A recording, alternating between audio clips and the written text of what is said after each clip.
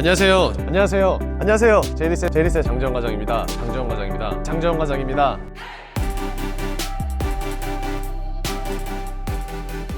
안녕하세요. 제이리스의 장재원 팀장입니다. 자, 오늘 제가 여러분들한테 리뷰할 차량 바로 제 우측에 있는 모델인데요. 포르쉐의 파나메라 4가 되겠습니다. 본격적인 리뷰를 하기 전에 먼저 차량부터 보고 오실게요. 가시죠.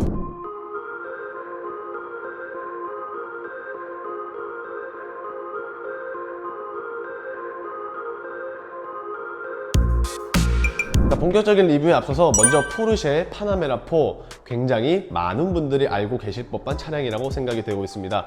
포르쉐에 있어서 유일하게 세단의 형태를 가지고 있고요. 그 다음에 패밀리 룩을 소화를 하고 있으면서도 동시에 굉장히 남다른 재미까지 선사를 해주고 있습니다. 기본적으로 이 모델 같은 경우에는 많은 분들께서 포르쉐를 선택을 하고 계시는 플래티넘 에디션의 모델이 되겠는데요. 기본 차량 가격만 따지더라도 대략 1억 6,700만 원 정도를 가지고 있는데 여기에 1,500만 원 정도의 옵션이 붙게 되어서 결론적으로는 한 1억 8천 정도 된다라고 말씀을 드릴 수가 있을 것 같습니다. 사실상 1,500만 원에 대한 옵션 굉장히 비싸다라고 생각을 해보실 수 있겠지만 포르쉐에서 1,500만 원은 그렇게 비싸지는 않습니다. 자, 왜 그러냐면은 우선 외장 컬러인 크레용, 이 크레용 컬러만 따지더라도 520만 원의 추가 비용이 붙습니다. 자, 그리고 시트 컬러 같은 경우에는 보르도 레드 시트인데요. 이러한 보르도 레드 시트 같은 경우에는 추가금이 무려 620만 원에 가지고 있기 때문에 따라서 외장 그리고 내부 시트 색상 이렇게 두 가지만 따지고 보아도 1억 1,400만 원에 해당하기 때문에 사실 1억 5천만 원이 비싸지는 않다고 생각을 해보면서 리뷰 한번 시작을 해보겠습니다.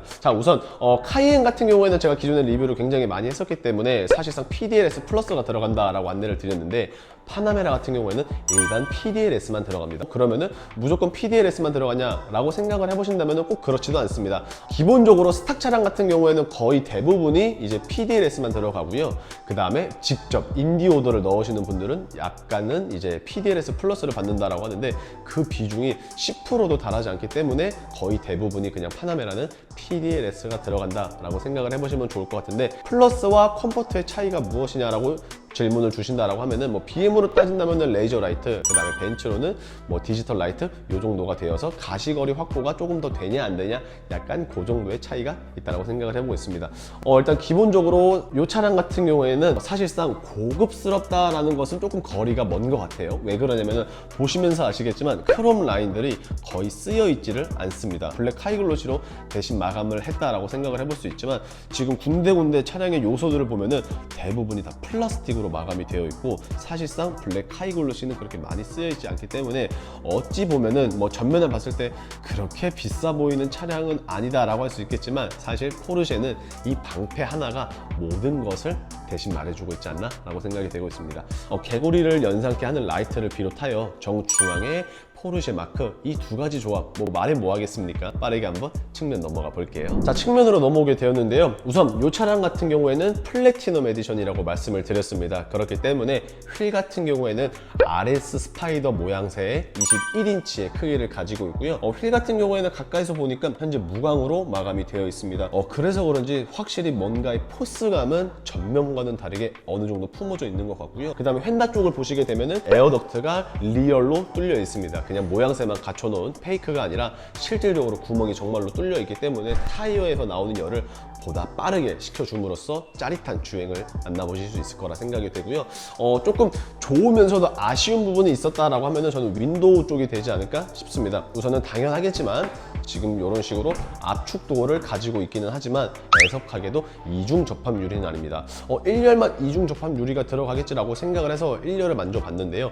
1열뿐 아니라 2열 모두가 이중 접합 유리가 아니라는 것은 조금 아쉽지 않나라고 생각이 됩니다. 왜 그러냐면은 옵션 포함해서 1억 8천만 원이 넘는 금액 취득원가로 계산을 해보면은 대략 2억에 가까운 차량 가격을 가지고 있음에도 불구하고 이중 접합 유리가 들어가지 않는다는 것은 조금 아쉬운 부분이라고 생각이 되고 있고요.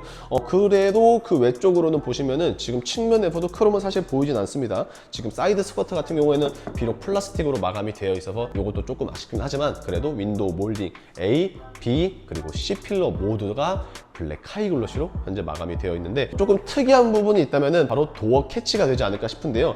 도어 캐치 같은 경우에는 지금 딱 전면에서 바라봤을 때에는 그냥 크레용 컬러로 보이고는 있지만 위쪽에는 블랙 하이글로시로 마감이 되어 있는데, 이 부분은 제가 이따가 내부 들어갈 때 한 번 더 설명을 도와드리고, 사실상 스포츠 세단의 정석이면서도 동시에 쿠페용 세단에서도 마치 정석과도 같은 파나메라라고 생각이 됩니다. 루프라인이 상당히 우아한 곡선으로 잘 떨어져 있기 때문에 사실상 뭐 디자인에 대해서는 크게 깔 수 있는 부분이 없지 않을까 라고 생각이 되는데, 빠르게 한번 후면 넘어가 볼게요. 자, 후면으로 넘어오게 되었는데요. 어떠신가요? 확실히 빵빵한 볼륨감을 가지고 있기 때문에 딱 봤을 때 남자들의 심금을 굉장히 두근거리게 하지 않나 라고 생각이 되고 있습니다. 우선은 파나메라 후면 리뷰 한번 시작을 해볼 텐데요. 일단은 파나메라 4라는 레터링은 크롬으로 쓰여 있지 않습니다. 그럼으로써 전체적으로 외형에 있어서는 크롬이 잘 쓰여 있지 않다. 플라스틱 혹은 블랙 하이글로시로 어느 정도 마감이 되었다라고 생각을 해보시면 될 것 같은데, 기본적으로 스포일러는 달려 있습니다. 하지만 지금 보시는 것처럼 눕힐 수도 있고요, 반대로 세울 수도 있고, 그리고 또는 고속에서는 알아서 올라오고 그 다음에 저속에서는 알아서 내려가게끔 가변식의 설정을 하실 수가 있는데, 뭐 올려놓으면은 상당히 공격적으로 보일 수도 있는 반면, 지금과 같이 이렇게 내려져 있으면은 좀 더 빵빵한 볼륨감을 어느 정도는 훌륭하게 자랑을 해주고 있지 않나라고 생각이 되고 있습니다.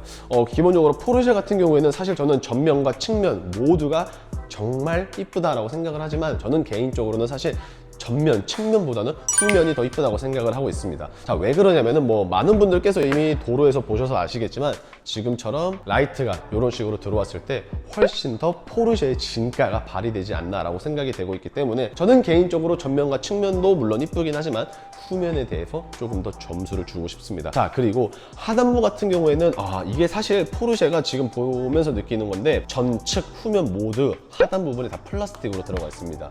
1억 8천만 원이라는 금액대도 불구하고 이런 식으로 플라스틱 마감은 조금 아쉽지만, 그래도 뭐 포르쉐는 그 감성 자체만으로 타기 때문에 어느 정도는 자기 나름대로의 충분히 합리화를 시킬 수 있지 않나라고 생각이 되고요. 배기 같은 경우에는 지금 양쪽에 두 발씩 쿼드 스타일로 현재 마감이 되어 있습니다.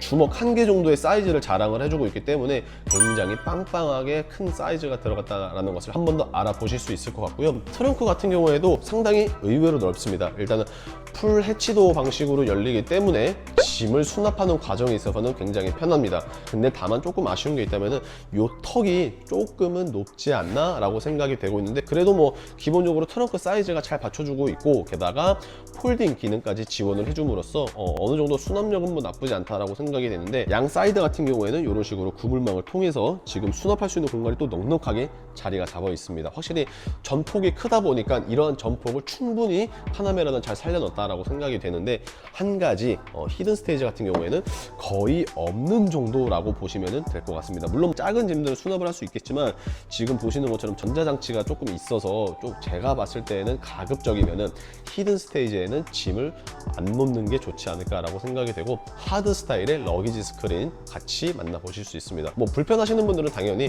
요거를 이제 탈착하셔가지고 따로 보관하신 다음에 조금 더 트렁크 공간을 활용도를 높일 수도 있고, 그렇지 않고 트렁크의 짐이 평소에 적다라고 하시는 분들은 넘어가는 일을 방지하기 위해서 이렇게 러기지 스크린을 떼지 않는 것도 뭐 저는 나쁘지 않다라고 생각을 하고 있습니다. 기본적으로 이제 뭐 외형에 대해서는 이렇게 빠르게 알아봤는데요. 조금 더 디테일하게 실내는 어떤지 한번 넘어가 볼게요. 자, 1열에 대한 리뷰를 한번 시작을 해볼 텐데요. 그 전에 먼저 제가 아까 측면에서 말씀드렸던 도어 캐치 부분이 바로 요겁니다. 기본적으로 지금 보시는 것처럼 크레용의 컬러를 가지고 있는 것 같지만, 위에서 내려다 보시면은 블랙 하이글로시도 있기 때문에 상당히 나름의 엣지 있는 포인트가 되지 않을까라고 생각이 되고, 문을 열어보게 되시면은 보르도 레드 시트 말씀드린 것처럼 620만 원의 옵션가, 상당히 비싼 거는 맞지만 그래도 돈값은 한다 라고 저는 개인적으로 생각이 됩니다. 기본적으로 뭐 레드 시트 외에도 베이지, 블랙, 그리고 브라운 이렇게 총 4가지 컬러가 나오지만, 저는 개인적으로 사실 이 4가지 시트 색상 중에서는 보르도 레드가 가장 최고가 아닐까 생각이 되면서 빠르게 한번 탑승을 해볼게요. 자, 실내 탑승을 하게 되었는데요. 우선 기본적으로 핸들, 자 포르쉐 로고가 정 가운데 박혀있는 핸들이 사람들이 반겨주는데 확실히 뭔가 새롭습니다. 이 로고 때문에 사실 탄다라고 해도 과언이 아닐 것 같은데, 우선 전체적인 디자인을 한번 쭉 보시게 되면은 이런 식으로 되어 있습니다. 뭐 실내 같은 경우에는 사실 뭐 다른 포르쉐들과 마찬가지로 크게 돋보이는 포인트는 없지만 그래도 그만큼 깔끔함을 어느 정도 자랑을 해주고 있는 것 같고요. 현재 보시는 것처럼 메모리 시트는 하나, 둘, 셋, 총 3가지를 지원을 해주고 있습니다. 자, 그리고 윈도우 버튼 같은 경우에는 동일한데 간혹 가다가 이 맨 뒤에 있는 버튼이 이제 스포일러를 작동할 수 있는 버튼이라고 오해하시는 분들이 있는데, 정확히 따지면은 트렁크를 조율할 수 있는 버튼이라고 보시면 되겠습니다. 왼쪽 같은 경우에는 트렁크가 열리고 오른쪽 같은 경우에는 트렁크가 이제 닫히는 버튼이라고 보시면 되고요. 시동은 기본적으로 왼쪽에 있습니다. 보통 자동차들이 오른쪽에 있는 반면 포르쉐는 왼쪽에 있는데요. 지금 보시는 것처럼 상당히 깔끔함을 보여주고 있습니다. 자, 그리고 스포츠 패키지가 들어갔기 때문에 지금 보시는 것처럼 드라이브 모드 있고요. 그 다음에 크로노 시계 또한 함께 만나주고 있습니다. 기본적으로 굉장히 깔끔한 편인 것 같은데, 뭐 가운데 디스플레이 같은 경우에는 사실 뭐 크게 설명드릴 거는 없는 것 같아요. 기본적으로 뭐 열선이라든지 뭐 통풍 둘 다 지원을 해주고 있고요. 그리고 이제 상단부 쪽에는 엔터테인먼트와 이제 공조기 온도를 설정할 수 있는 부분, 그리고 내부에서는 외부랑은 다르게 다소 이렇게 크롬이 조금씩은 들어가 있어서 굉장히 근사하면서도 화려한 디자인을 연출을 해주면서도 동시에 레드 스티치가 상당히 포인트로 잡히고 있습니다. 자, 그리고 이 차량 같은 경우에는 1,500만 원의 옵션이 들어갔다고 했는데 컬러가 그 중에 1,100만 원이라고 했었죠. 나머지 400만 원에 대해서는 이제 어댑티브 크루즈 컨트롤이 한 300만 원 정도 하고요. 자, 그리고 70만 원짜리가 바로 요겁니다. 기본적으로 안전벨트에 있어서 옵션이 추가가 안 되면 그냥 크레용 컬러로 나오지만, 레드 시트 이런 식으로 레드색의 안전벨트를 만약에 한다라고 하시면은 70만 원이 추가가 됩니다. 그리고 나머지 50만 원은 이제 제가 이따가 설명을 한 번 더 드리겠지만, 뒤쪽에 저 가운데에 있는 라이트가 50만 원이라고 합니다. 좀 사실 포르쉐가 옵션 가지고 하는 장난질이 좀 심한 것 같은데 다시 한 번 더 세상 느끼고요. 일단은 빠르게 한번 2열로 넘어가 볼게요. 2열도 1열과 마찬가지로 보르도레드 시트가 상당히 멋스럽게 잘 적용이 되어 있고요. 그리고 보시면서 아시겠지만 이 차량은 현재 5인승이 아니라 4인승으로 되어 있습니다. 그래서 정 가운데 굉장히 큰 디스플레이가 들어가는데요. 자세히 한번 보여드리게 되면은 사실 뭐 특별하나 할 기능은 없습니다. 지금 보시는 것처럼 뭐 이제 공조기나 뭐 이런 부분들을 담당을 해주고 있기 때문에 그렇게 뭐 쓸 일이 많지는 않을 것 같아요. 저는 개인적으로 봤을 때. 자, 어찌됐든 간에 아래쪽을 보시면은 포존 에어컨 들어가 있다는 거 확인하실 수가 있고요. 그리고 하단부에는 열선 시트랑 통풍 시트 있다는 것 보실 수가 있고, 자, 그리고 가장 아래쪽을 보시게 되면은 요거 같은 경우에는 2열의 썬루프 블라인드를 열고 닫는 버튼, 그 다음에 요거는 이제 뒷창문에 대한 블라인드를 열고 닫는 버튼이라고 봐주시면 될 것 같습니다. 4인승이기 때문에 가운데를 펼쳐 주시게 되면은 컵홀더가 나오고요. 그 다음에 잿더리가 있습니다. 이제 요즘 나오는 차량들은 시거잭이랑 잿더리가 빠지는 반면 포르쉐는 아직까지도 잿더리를 이런 식으로 추구를 하고 있는데 그렇게 썩 좋은 것 같진 않아요. 왜냐면 담배가 어쨌든 간에 뭐 좋은 거는 아니기 때문에 이런 거는 저는 개인적으로 조금 더 아쉽다라고 생각이 되고 있고요. 그리고 윈도우 쪽을 보시게 되면은 썬블라인드 현재 보여주고 있습니다. 그래서 자동이기 때문에 수동이 아니라서 훨씬 더 편하게 고급스럽게 작동을 하실 수가 있고요. 지금 보시는 것처럼 썬루프는 지금 파노라마 형태로 되어 있는데 1열과 2열이 분리가 되어 있습니다. 독립적으로 분리가 되어 있지만 뭐 파노라마기 때문에 확실히 개방감은 굉장히 좋을 것 같고요. 제가 다시 한번 설명을 드리면 50만 원짜리 옵션입니다.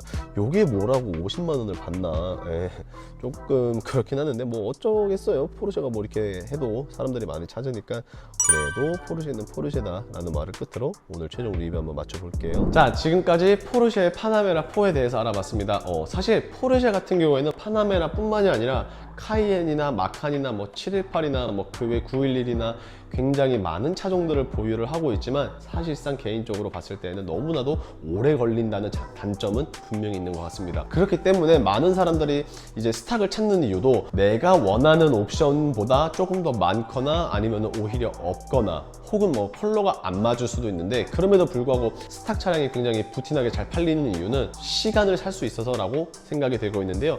파나메라 같은 경우에도 마찬가지입니다. 발주를 넣게 되면은 대략 뭐 1년 반 정도가 걸린다라고 하는데, 야, 지금부터 시작을 해도 1년 반이면은 이제 해가 2번 정도 바뀔 것 같은데, 우리나라 사람들은 빨리빨리 원하기 때문에 사실상 스탁 차량 많이들 찾고 계시지만 스탁차도 그렇게 많지는 않는데요. 장 팀장에게 연락 주시면은 가장 빠르게 가장 저렴한 견적을 통해 통해서 안내 도와드릴 수 있을 것 같은데, 문의하시는 방법 같은 경우에는 보시는 화면 우측 상단에 있는 제 연락처로 연락을 주시면 되고요. 어떻게 오늘의 영상 조금이라도 재밌으셨거나 도움이 되셨다라고 하시면은 구독과 좋아요 그리고 알람 설정 부탁드리면서 인사드리겠습니다.